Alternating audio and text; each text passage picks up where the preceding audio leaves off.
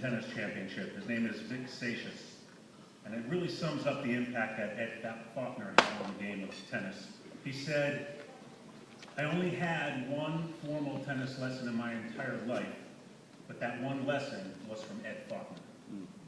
Ed is arguably the most accomplished coach in the history of Swarthmore athletics, and certainly one of the world's authorities on the game of tennis. Serving as the Garnet men's tennis coach from 1929 to 1970, his Swarthmore teams posted a combined record of 377 wins and 129 losses. He won 9 conference championships, and he won the 1968 NCAA College Atlantic Coast Regional. Ed also coached 5 U.S. Davis Cup teams over the course of a 40-year period, winning 3 championships for them, and he coached Davis Cup teams from France, Spain, and Japan as well. One of the most respected tennis instructors in the history of the sport, he's coached such talents as Satius, Pancho Segura, and Arthur Ashe. His book on tennis, which was published in 1970, is still considered one of the most influential manuals in tennis instruction. He was one of the first tennis coaches to be elected into the Middle States Hall of Fame. He was the first college coach inducted into the Helms Foundation Tennis Hall of Fame. He's also a member of the Delaware County Sports Hall of Fame and the ITA Hall of Fame, and now we're proud to include Edwin Faulkner as a member of the Swarthmore Athletics Hall of Fame.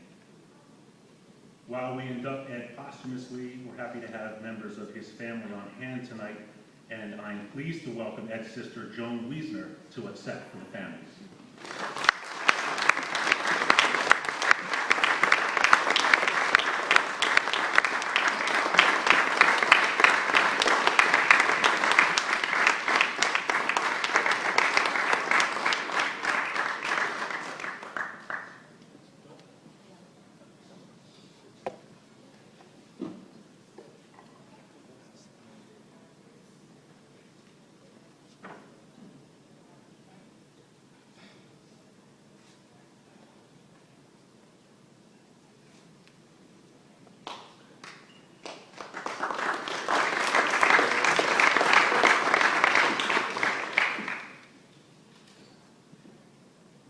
Thank you so much for this, Swarthmore College.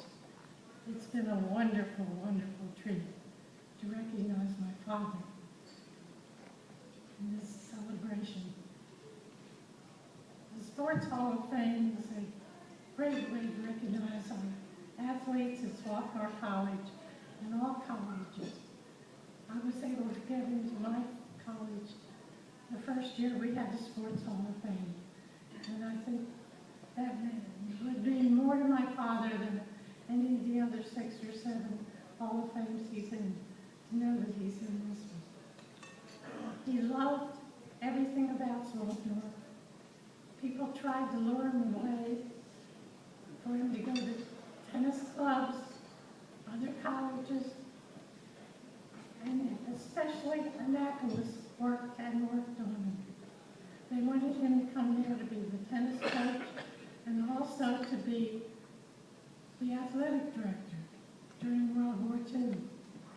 We went down to visit the campus, and I was a teenager, and I thought, oh my, this is heaven. All these boys in uniform. However, he could not leave Swarthmore. They offered him a house to live in, all these wonderful pluses. It wasn't Swarthmore. He couldn't leave. He could not leave his boys. The boys on his tennis team were his boys. And he was so concerned about how they would do and how would they behave on the court. If their hair was too long, they had to get a haircut. If they was misbehaved in some way during the week, they didn't play that game, that match, because they did not represent Swarthmore College correctly. They could wait a week, the next time they could play if they behaved the next week. He didn't let down his standards for anybody, no matter how good they were. If they were number 1, it didn't matter. They still had to be played very well. of his boys in the summertime to the end of Buffalo Falls to work at his tennis schools. And one of those is here tonight, Marshall Smith. This is Marshall, wait a minute. He and a lot of other boys got to play at Tuscaloosa, at Buffalo Falls, where they got to meet a lot of good tennis players who would go up there in the Poconos in the summer and put on exhibition matches. And he thought that was wonderful, that they would let the boys play with him and get to know all these expert players. He never bragged about any of the awards he won. He didn't brag about anything at all, except his boys and the way they played and how good they were. He never bragged about anything about himself or the other good players that he worked with as a coach for some of their tournaments. Always had people playing at Wimbledon, always had people playing in New York. They called him every day to see how they should play their next opponent. And he could tell them exactly what to do. How, I don't know, because he wasn't sitting there watching television all the time at all. My daughters are here today. Becky Joe has his book on how to play tennis that he wrote.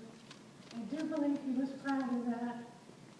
He mentioned that many times. It was a big job to write a book that big. If you don't have one, there are several online. But people aren't using anymore. But it is a good book. It's still basic. It's still usable. And you can still play good tennis by reading. There is one thing that I remember him always saying when he worked with the boys.